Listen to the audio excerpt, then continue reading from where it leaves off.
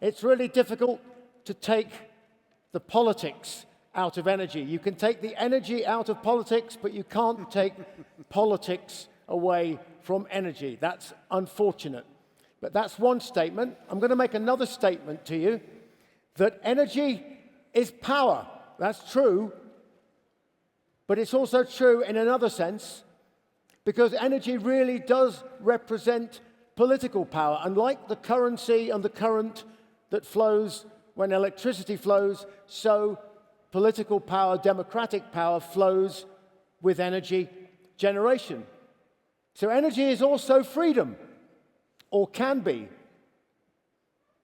And that's a win-win for renewable energy, because renewable energy is nearly always local energy. Local energy means local production. Local production means it's under the democratic control, ideally, of the people who are in the region producing it. That's a win-win for renewables. So you would imagine that we would all be doing it. Slowly, slowly, slowly we are. There are some technical challenges, and my friend behind me is going to explain some really rather wonderful solutions that have been going on in the background. There's tidal, there's hydro, there's wind, there's solar, there's geothermal, and as I look out of the window at the hotel here in Colombia, I can see hydroelectric because it rains a lot and there's lots of big hills. There's almost certainly geothermal. I don't suppose we've got around to putting wind turbines in large quantities, but I'm sure the wind blows in Bogotá and Colombia. So this is a terrific opportunity in this country that we're located in for turning the natural resources that you've got into energy. Electricity is a universal currency. Unfortunately, oil is the crack cocaine of the energy supply. Oil causes wars. Oil is responsible for government corruption, pollution of the earth, air, and our water supply. And our thirst for oil has been driven largely in recent years by our laziness to embrace new energy solutions.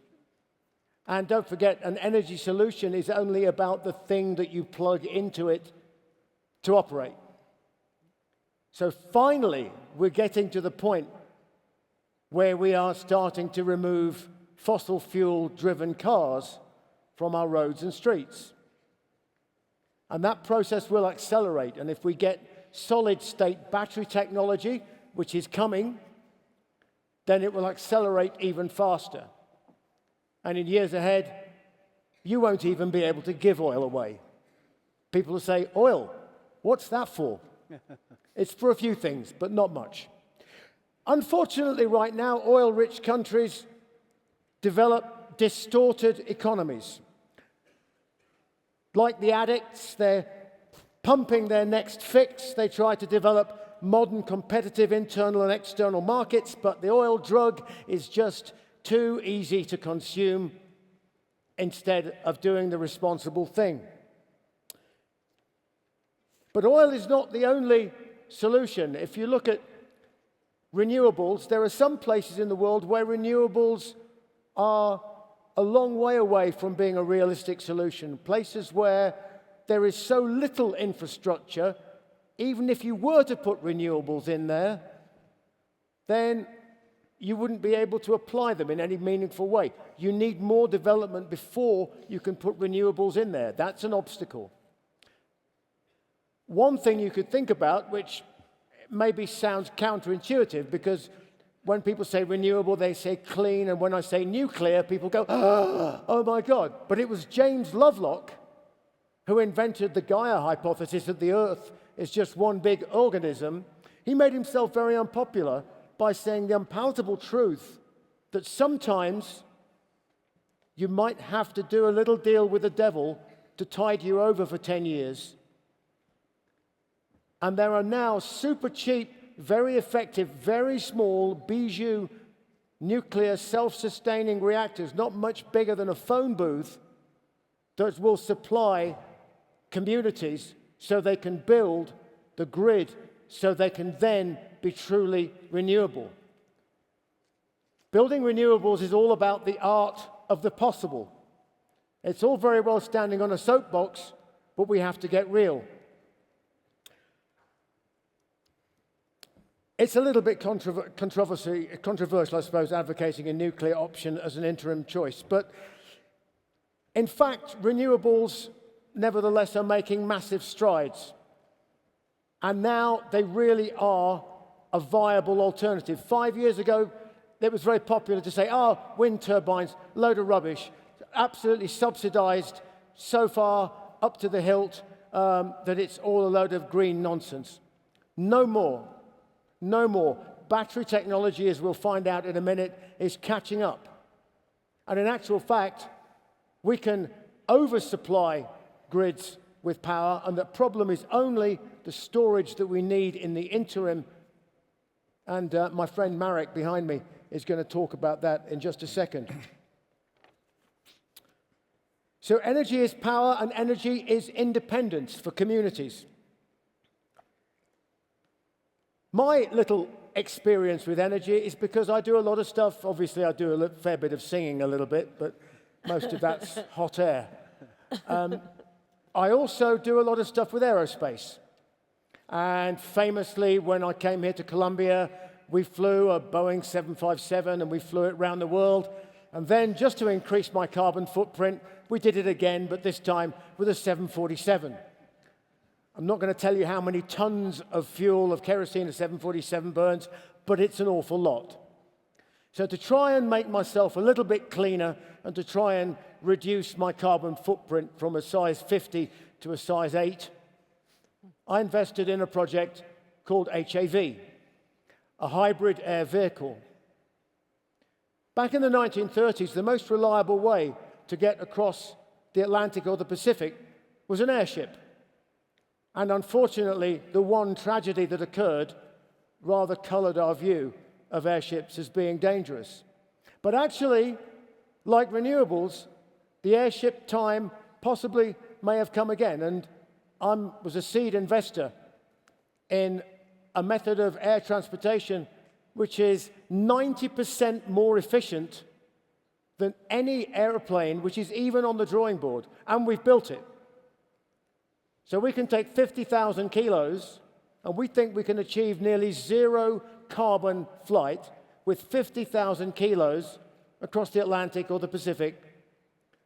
Or to make it more relevant, because one of the big things about flying and transportation is food miles and the guilt that that causes. The problem with that is that who needs to transport food? Answer, the people that we need to trade with in Africa. How can we get Africa not to stand on its own feet if we can't trade with Africa?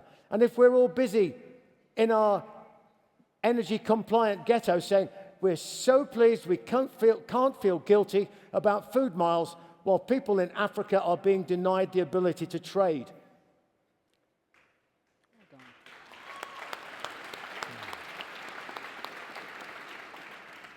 So I give you a scenario. A carbon flight-free airship flies down to Africa and lands vertically on the farm. It loads up 50 tons of green Kenyan beans, and 24 hours later, it lands vertically right next door to the factory where 6 sea container-sized refrigerated containers are removed, and then it goes back again and does the same thing again. That, my friend, is the future of possible future for transportation in Africa. Africa is crying out for carbon-free travel. And I think that HAV is a possible solution, as well as other things. But the world is even moving faster towards efficient aeroplanes. HAV is not going to replace aeroplanes, but aeroplanes themselves have become 50% more efficient in recent years. And in fact, aeroplanes only make up for 2% of global emissions. And when we take away power generation, and when we take away the motor car, you'll see that about the only thing that we really need oil for is aeroplanes. At the moment, there is no clear alternative to kerosene for aeroplanes. But in the future, you never know. But for right now, there isn't. But what's driving all this efficiency in aeroplanes? Is it that Boeing and Airbus suddenly want to change the world and save the planet? Well, I have a lot of friends that work for Boeing and Airbus, and I'm sure they would love to save the planet and change the world, but it's not what's driving them. What's driving them is that by making things fuel efficient, they save money. And they save money for their customers, and they save money for their customers, who therefore make money. So much as I would love to say that making renewables and making energy cleaner and greener is going to work just because people want to be nice to each other, in reality, it's got to make economic sense, and somebody somewhere has to make money out of it. Luckily, we are now in that win-win position. So the world's moving ever faster to a point where human self-interest and environmental interest are two very strange bedfellows. What the geopolitical fallout from all this is going to be to the nations who are reliant on the crack cocaine of oil, unfortunately,